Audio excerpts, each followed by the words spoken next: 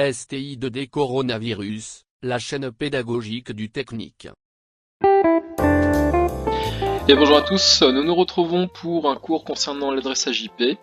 Donc c'est un cours qui sera de la révision pour ceux qui sont en SIN et de la structuration de connaissances pour ceux qui sont en AC, même si on en a un petit peu parlé l'année dernière. Donc cette notion d'adressage IP, ça sert à quoi? En fait, ça sert à établir une communication entre les différents constituants d'un réseau. Donc par exemple entre deux ordinateurs. Donc qu'est-ce que c'est cette adresse IP? En fait, c'est comme si c'était, si on prend comme analogie en fait le courrier qu'on envoie, c'est comme si c'était en fait l'adresse que l'on note sur le courrier. D'accord? C'est une adresse qui permet la communication entre les différents constituants des réseaux.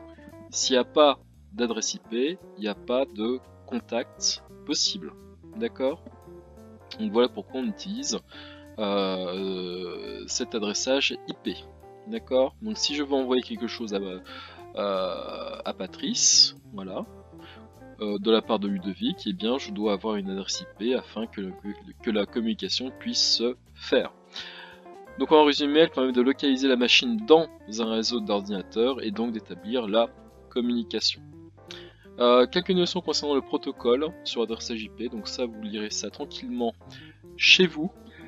La constitution de l'adresse IP, donc là ça commence à devenir intéressant en termes de connaissances, à savoir pour l'épreuve en fait de TT.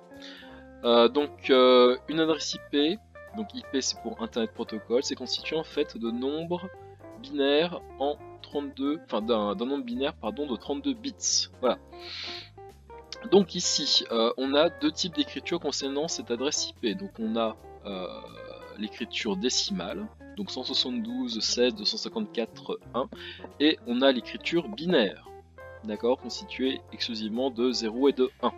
Alors pourquoi on utilise en fait cette écriture sous la forme d'écriture décimale? C'est avant tout pour simplifier en fait la notation et la manipulation en fait de cet adressage IP. Donc une adresse IP c'est codé sur 32 bits, d'accord, et on a 4 fois 8 mots binaires. Un mot binaire qui fait 8 bits, qu'est-ce que c'est? C'est un octet. D'accord? Donc une adresse IP en notation binaire c'est constitué de 4 octets. D'accord? Un octet c'est 8 bits, donc c'est 8 fois soit des 0, soit des 1. D'accord?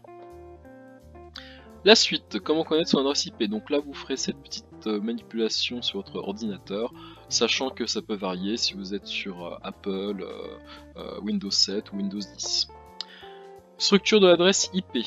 Donc une adresse IP d'un équipement codé sur 4 octets contient à la fois un identifiant réseau, NetID, et un identifiant équipement, HostID. D'accord? Donc, sur une adresse IP, on a une partie NetID, une partie HostID. C'est vraiment la seule chose qu'il faut connaître pour l'épreuve de TT. D'accord? Donc l'adresse IP, donc ici on a quelques exemples, voilà. Donc si je prends la première ligne, l'adresse IP c'est 192.168.1 et 2. Son masque de sous-réseau, donc ça on verra ça juste après, c'est 255, 255, 255 et 0. Et le NetID, c'est la partie qui est comprise via son masque de sous-réseau, donc c'est 192, 168.1, et sa partie host, donc sa partie en fait équipement, c'est le point 2, donc c'est la deuxième partie en fait de l'adresse IP.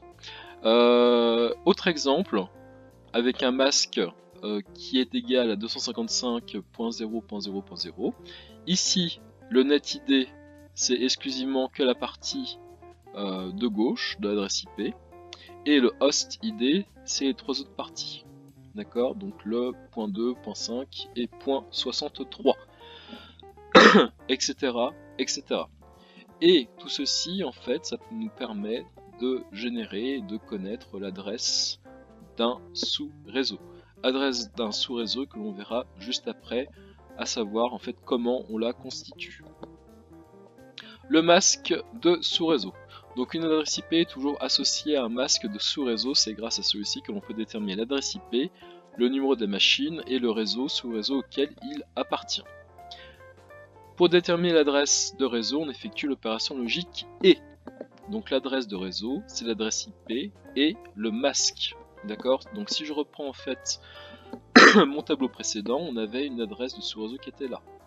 Donc si je prends cette formule mathématique, c'est pas le bon mot, mais l'adresse réseau en fait, c'est l'adresse IP qui est là et le masque qui est ici. Je rappelle que l'opération logique et ça marche comment? Ça marche exclusivement quand on a au niveau des entrées eh bien, que des 1. 1, 1, ça donne 1 en sortie. D'accord? On va faire quelques exemples. Donc exemple, trouver l'adresse réseau de l'objet ayant une adresse IP. J'ai oublié un petit ayant une adresse IP 292 blablabla, avec comme masque de sous-réseau 255, blablabla.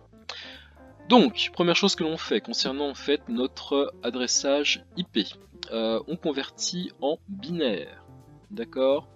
Donc, première chose, le 192 et le point 58, ça donne, eh bien, ces octets là.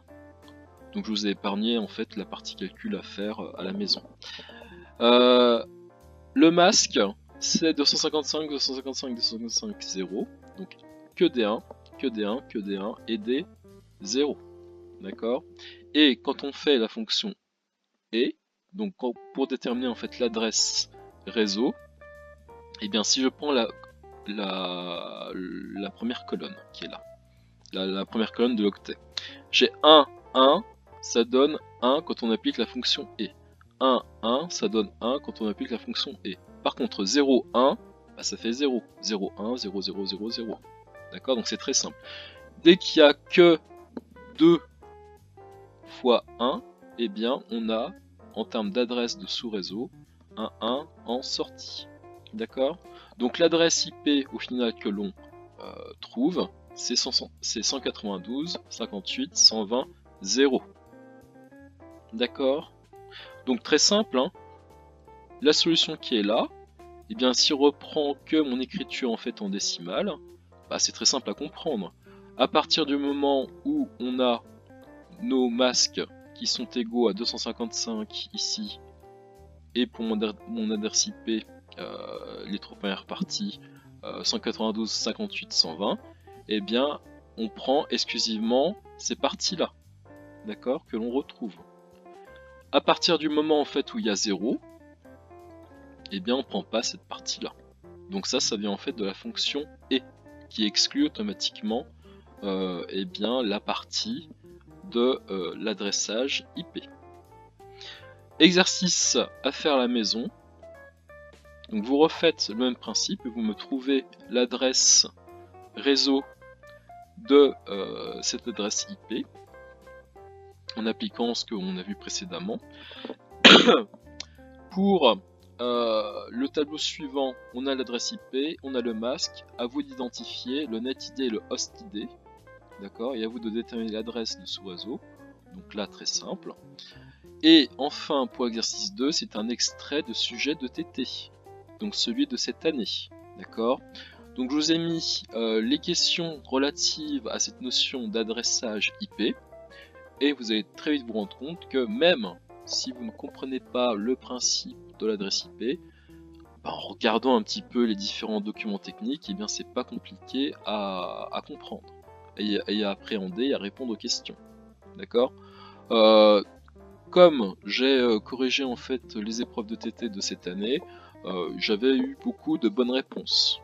D'accord, concernant en fait ces trois questions.